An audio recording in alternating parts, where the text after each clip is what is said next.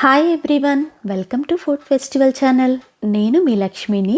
ఇవాళైతే ఈ వీడియోలో చలికాలంలో స్పెషల్గా దొరికే ఎర్రటి క్యారెట్లతో చాలా సింపుల్గా క్యారెట్ని తురుము పట్టకుండా, అది కూడా కుక్కర్ ఉపయోగించి క్యారెట్ హల్వాని 15 నిమిషాల్లో ఎలా ప్రిపేర్ చేసుకోవాలో చూసేసేద్దాం రండి.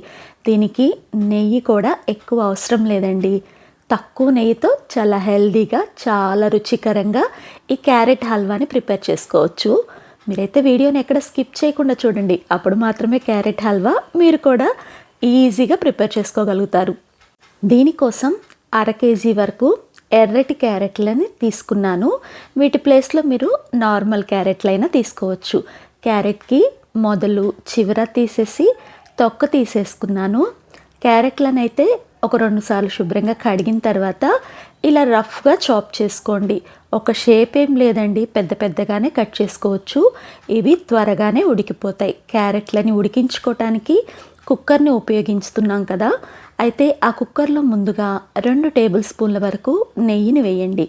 ఆ నెయ్యి కొంచెం వేడెక్కిన తర్వాత కట్ చేసిన క్యారెట్ వేసేసి మీడియం ఫ్లేమ్లో 2 నిమిషాలు వేపుకోండి. ఇవి వేగే లోపల దీనిలో వేసే సీక్రెట్ ఇంగ్రీడియంట్స్ ఏంటో చూద్దాం రండి. నేను స్పెషల్గా క్యారెట్ని వేపుకునేటప్పుడే సైడ్ బై సైడ్ ఒక 3 యాలుక్కాయలు దంచుకుంటాను. అయితే ఈ యాలుక్కాయల పొడి మొత్తాన్ని వినియోగించను. యాలుక్కాయలు పైన తొక్కు ఉంటుంది కదండి, ఆ తొక్కలు మాత్రమే తీసుకొని గింజల పౌడర్ని అలాగే వదిలేస్తాను. అది ఎప్పుడేస్తానో మళ్ళీ చెప్తాను.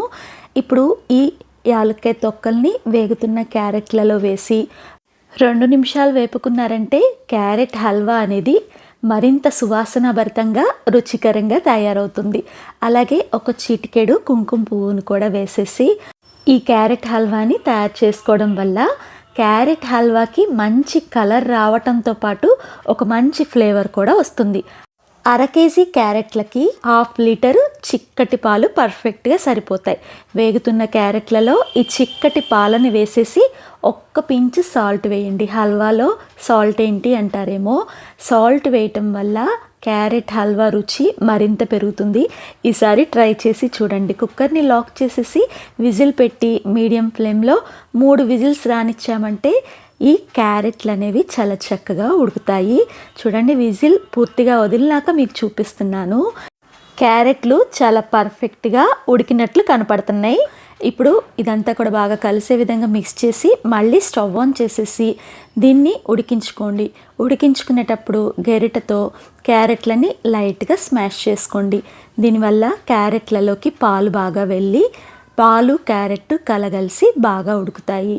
ఇలాగే ఒక 10 నుంచి 12 నిమిషాల పాటు ఉడికిన తర్వాత పాలు మీకు కొంచెం తగ్గినట్టు కనపడుతున్నాయి కదా, ఈ స్టేజ్లో పప్పు గుత్తితో లేకపోతే మజ్జిగ గుత్తితో ఈ క్యారెట్లని చక్కగా స్మాష్ చేసుకోండి. ఇలా స్మాష్ చేసుకోవటం వల్ల మనం తురుము పట్టకుండానే తురుము పట్టినట్టుగా ఈ హల్వా తయారవుతుంది. మళ్ళీ స్టవ్ ఆన్ చేసేసి ఈ పాలు కూడా కోవాలాగా మారిపోయే వరకు మీడియం టు సిమ్ అడ్జస్ట్ చేసుకుంటూ దీన్ని ఉడికించుకోండి. ఇంకా లాస్ట్గా దీంట్లో ఇంకొక 2 టేబుల్ స్పూన్ల నెయ్యిని వేసుకోండి. ఇది చాలా చిన్న స్పూన్ అండి. మామూలుగా అయితే క్యారెట్ హల్వాకి బోలెడంత నెయ్యి పడుతుంది. ఇప్పుడు దీంట్లో ఒక 6 టేబుల్ స్పూన్ల వరకు పంచదారని వేసేసుకోండి. పంచదార ప్లేస్లో మీరు బెల్లాన్నైనా వేసుకోవచ్చు.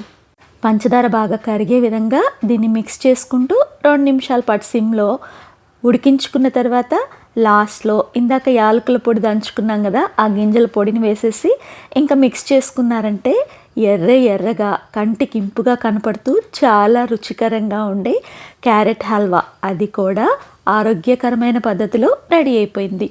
దీంట్లో తురుము పట్టిన బాదం, పిస్తా పలుకులు కూడా వేసేసి మిక్స్ చేసి సర్వ్ చేసుకోవడమే. మీకు ఇష్టమైతే నేతిలో వేయించిన డ్రై ఫ్రూట్స్ని కూడా లాస్ట్గా దీంట్లో యాడ్ చేసుకోవడమే. భలే సింపుల్గా కుక్కర్లో ఈ క్యారెట్ హల్వా రెడీ అయిపోతుందండి. మీరు కూడా నా స్టైల్లో ఒక్కసారి ఈ హల్వాని ట్రై చేసి మీకు ఎలా వచ్చిందో కామెంట్ చేయండి. ఫస్ట్ టైం మన వీడియోస్ చూస్తుంటే ఇలాంటి వంటల కోసం మన ఫుడ్ ఫెస్టివల్ ఛానల్ని సబ్స్క్రైబ్ చేసుకొని పక్కనే ఉన్న గంట నొక్కారంటే నేను పెట్టే ప్రతి నోటిఫికేషన్ మీకు వస్తుంది. వీడియో నచ్చితే ప్లీజ్ లైక్ చేయండి. మీరు ఇచ్చే లైకే నాకు ఒక ఎంకరేజ్మెంట్ అవుతుంది మంచి వీడియోస్ పోస్ట్ చేయడానికి.